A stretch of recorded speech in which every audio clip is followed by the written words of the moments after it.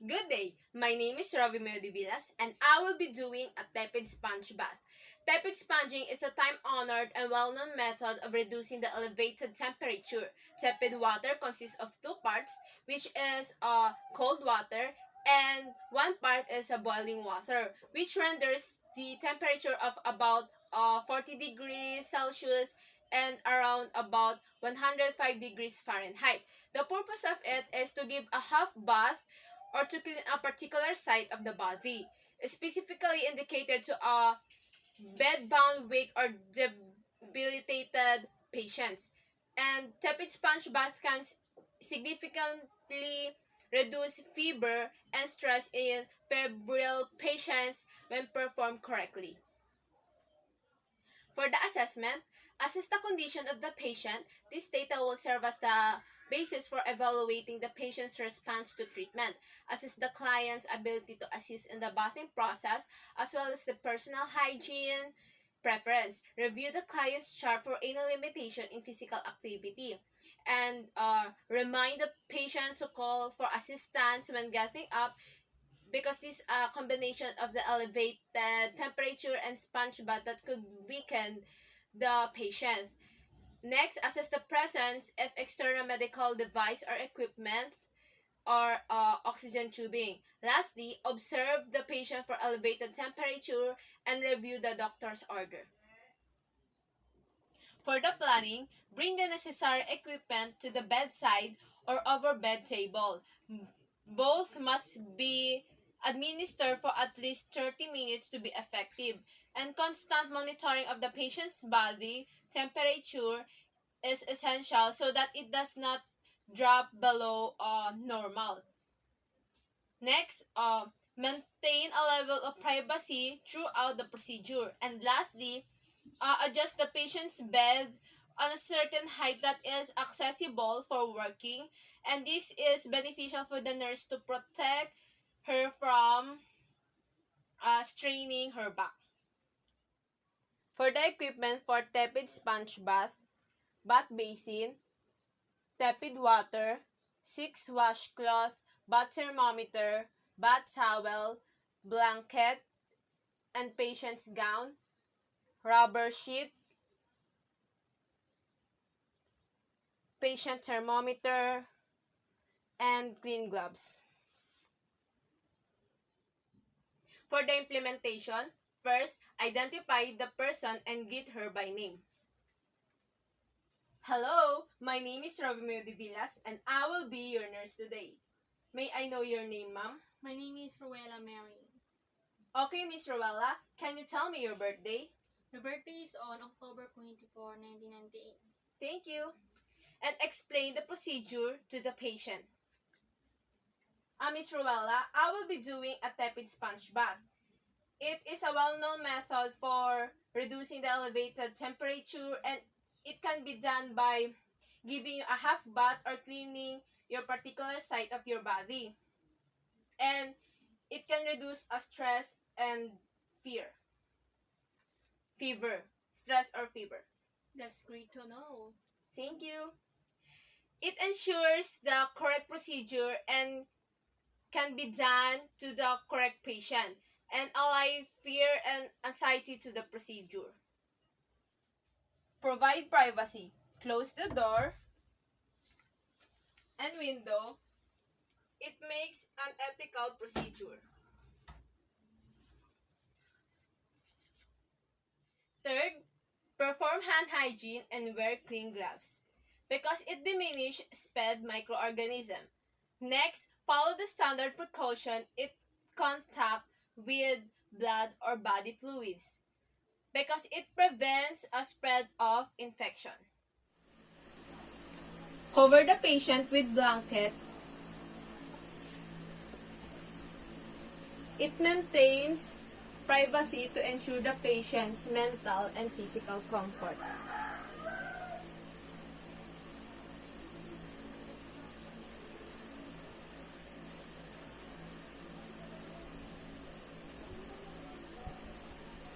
And I will remove the top sheet.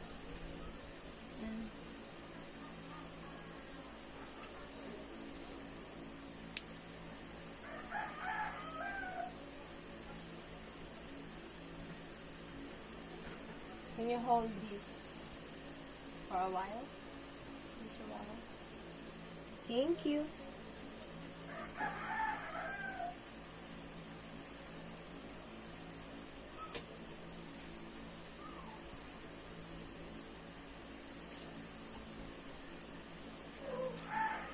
And remove the patient's gown. Miss Rhovella, I will remove your gown.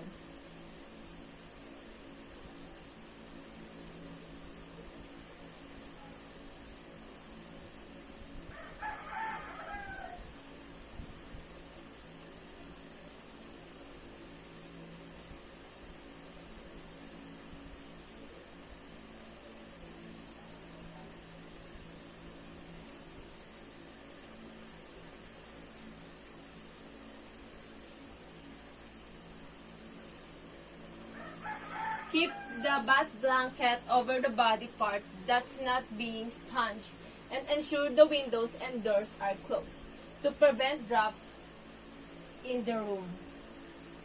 The warm room that is free of drafts prevents the rapid loss of body heat during bathing.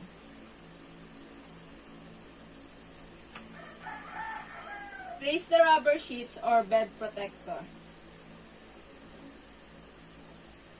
You will do a side lying position, but I will assist you. Okay. You will need to turn your back to me. Okay.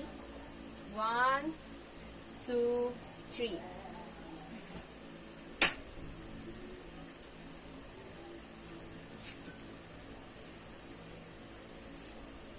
This help keeps the bed dry and prevent soiling of bed linens.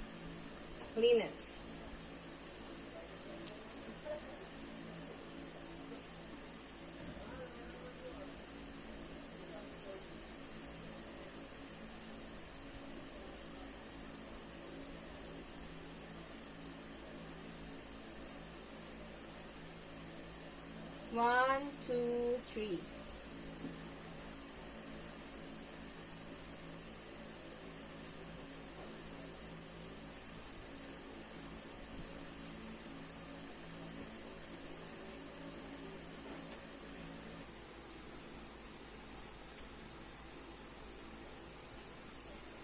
Test the water temperature with a bath thermometer, but I will use my elbow to feel if it is warm. To ensure that the water is not too cold or too hot, warm water promotes comfort, relaxes muscle, and prevents unnecessary chilling.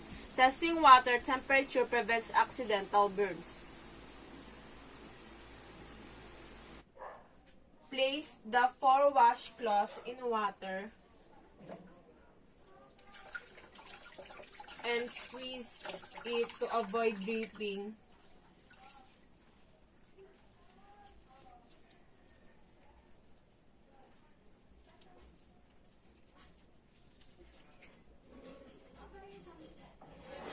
Then apply the washcloth to forehead.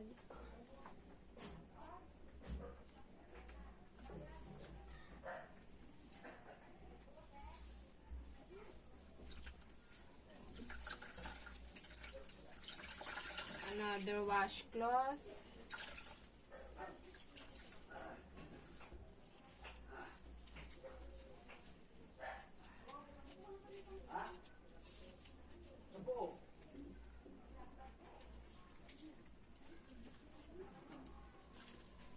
And place it to axilla.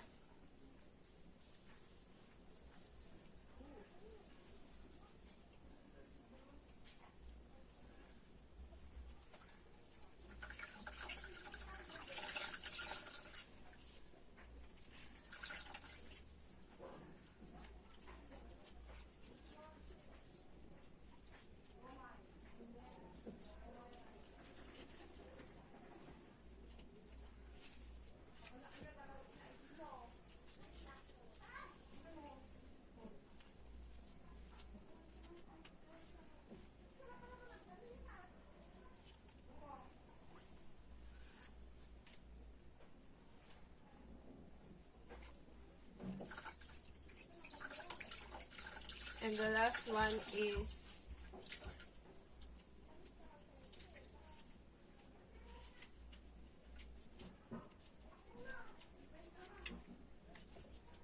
to groin, because it to diminish the body heat by the process of evaporation.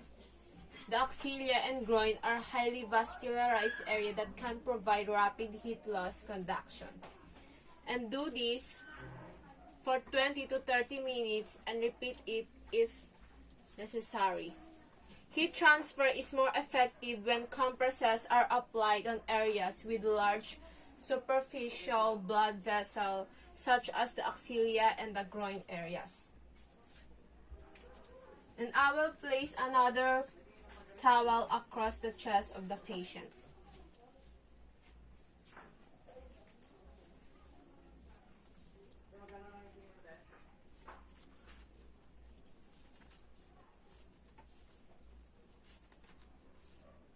This is for a dry when I'm going to put it in your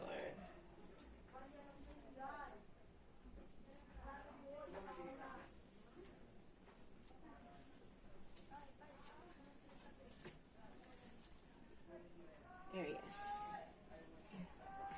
I will place another towel under the patient's leg.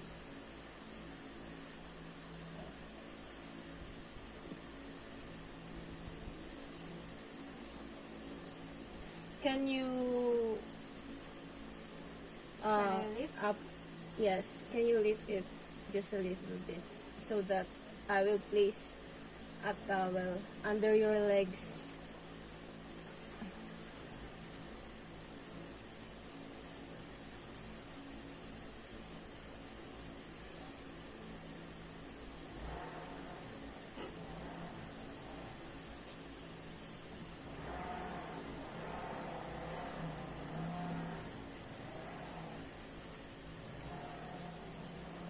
Using a one washcloth that is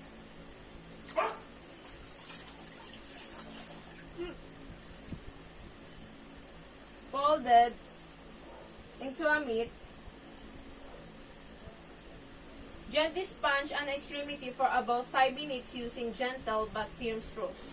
I will start with your face and make sure that it starts with inner canthus to outer canthus of the patient.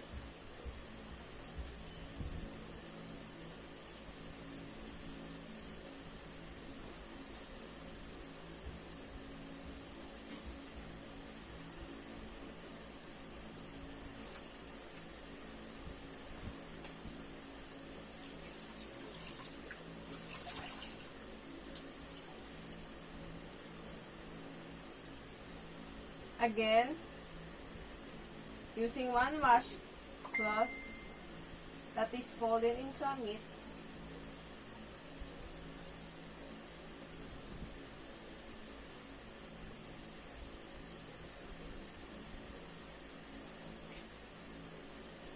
and then pat and dry.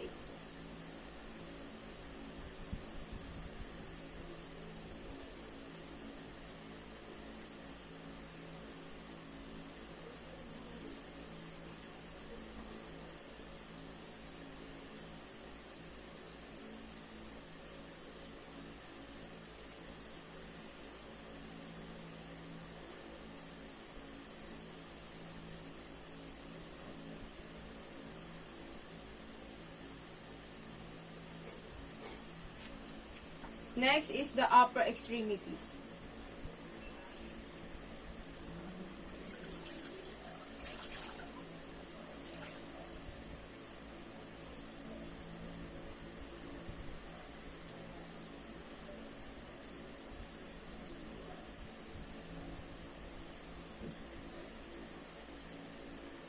Make sure that it not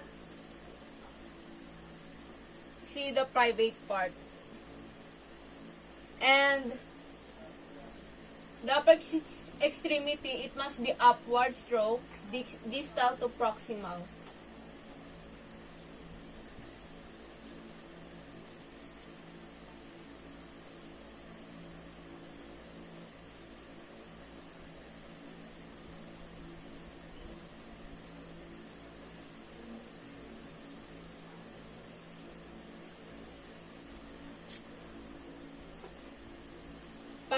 and dry.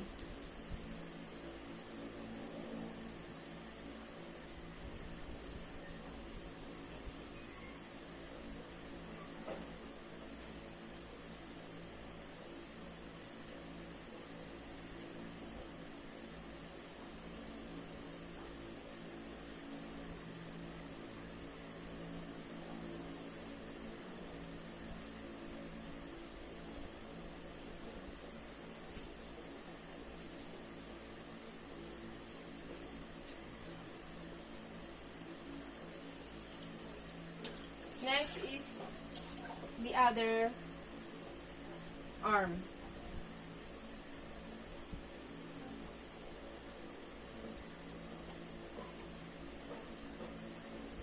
Make sure that it is not show the pivot part.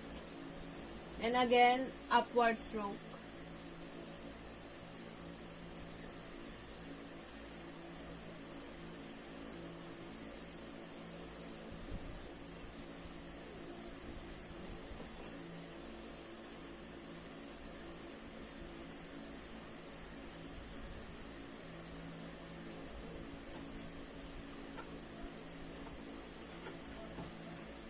Pat and dry.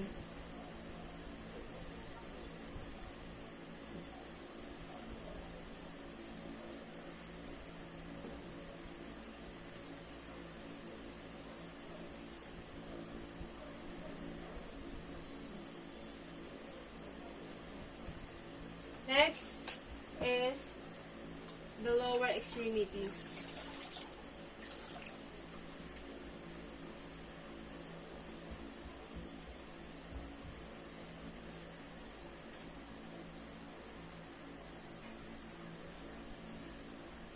Again, not showing her body part. Be sure. And start with the ankle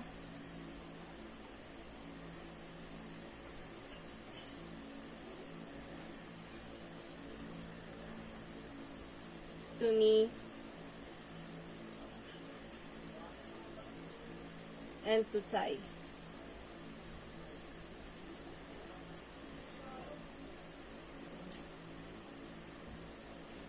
Pat and dry. Can you lift it up a little bit? Thank you.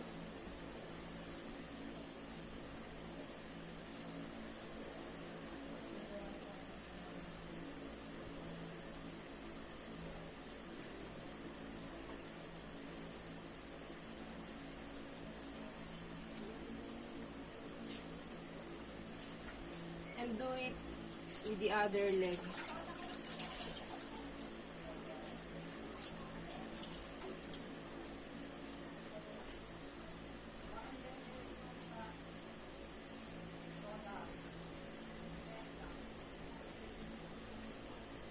It must be start with an ankle to knee and to thigh.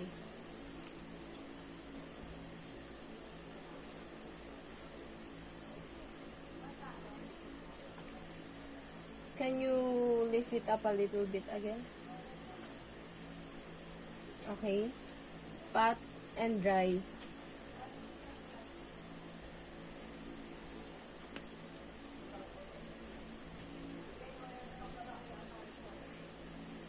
Can you lift it up? Thank you.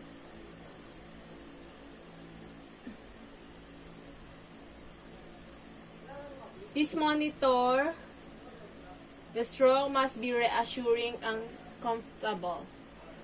Next is proceed with the back and buttocks area for about 5 to 10 minutes. Can you turn your back to me?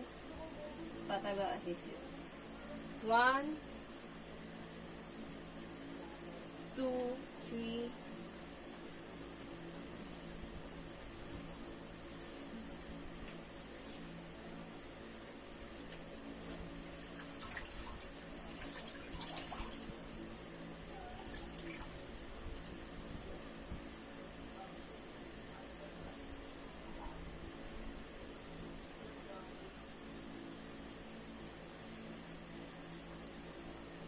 Abdomen and chest are usually not included.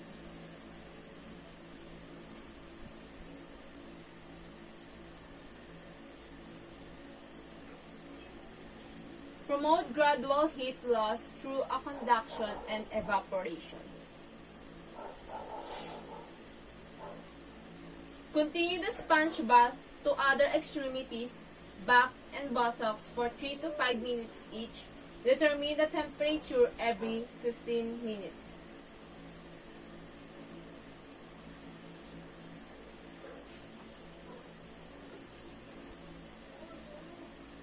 Pat and dry.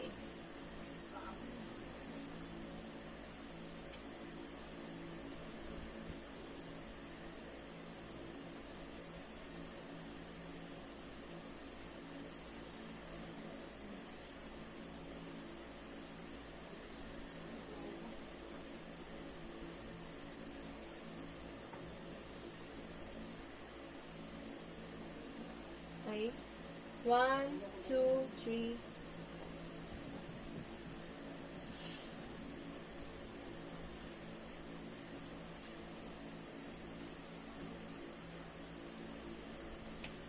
Monitor the patient's response to the treatment by checking her temperature, and if it is slightly above normal, discontinue the procedure.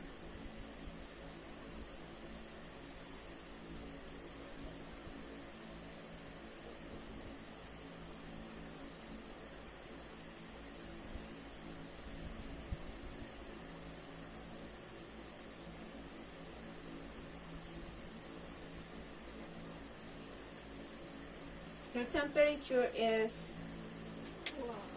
That's reassuring.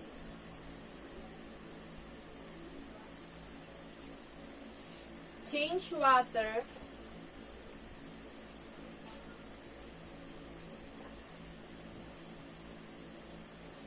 reapply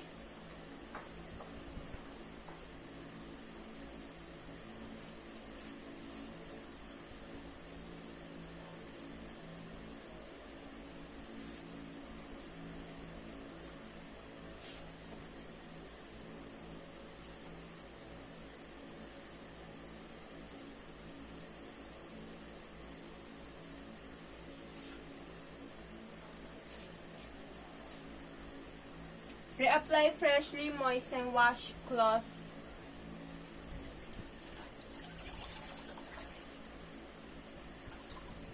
to axilla and groin.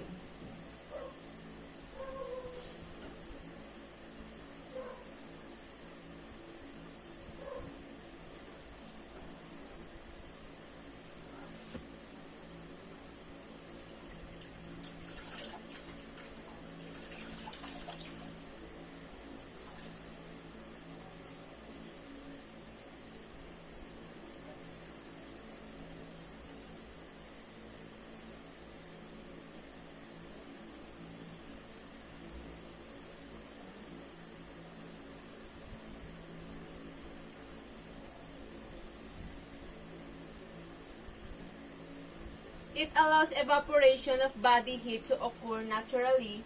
Fresh water is free from contaminants.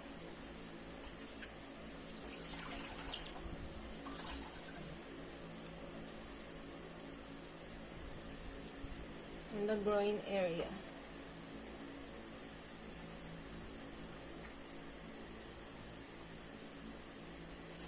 Continue the sponge until the body temperature falls slightly above normal.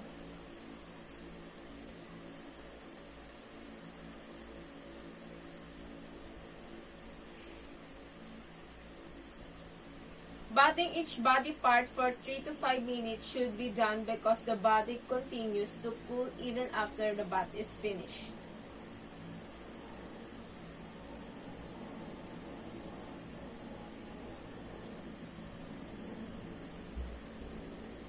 Your temperature now is 38 degrees Celsius.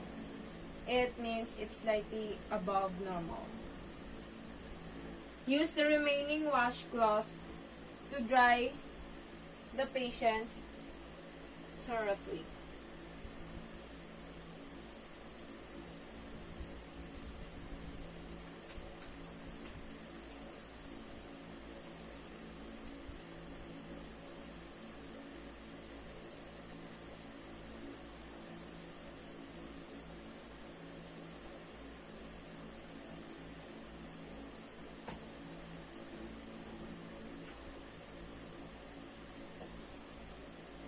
I hope you're feeling okay now, Mr. Lala.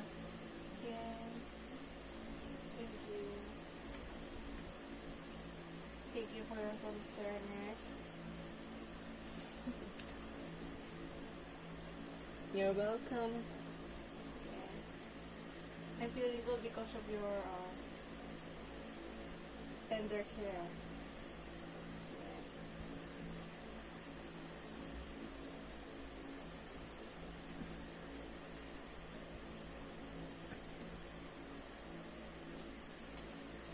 Cover the patient with light blanket or sheet.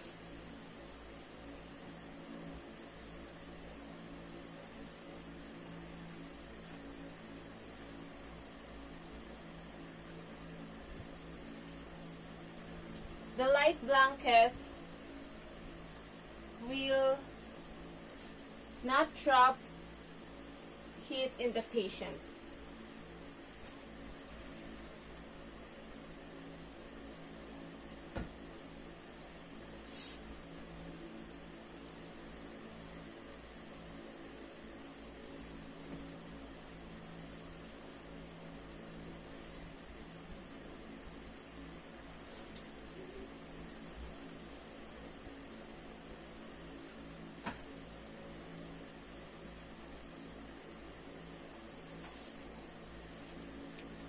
And wear a patient gown. Can you show your arms and slightly wear it? Ayan.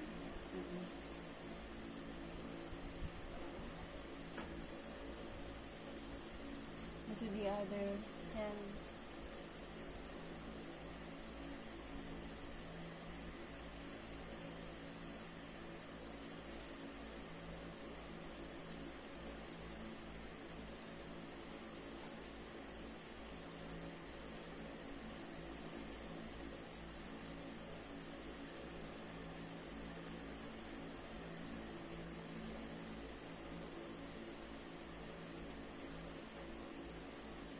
As much as possible, avoid letting your patient wear heavy clothing. Excessive sheath covering can elevate her temperature. Lower the patient's back to safer height and ensure that side rails are in place.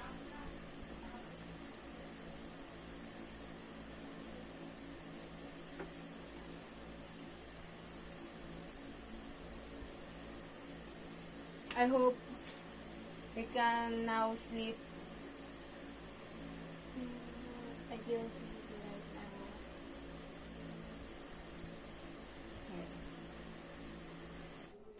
now. Remove the gloves and wash hands because it diminishes the microorganisms. For the evaluation, return the equipment, storage, and clean area and changes the linens as necessary. Record the procedure that was started and when ended, vital sign and patient's response, because it is to ensure the proper documentation and communication among health team members. Thank you very much.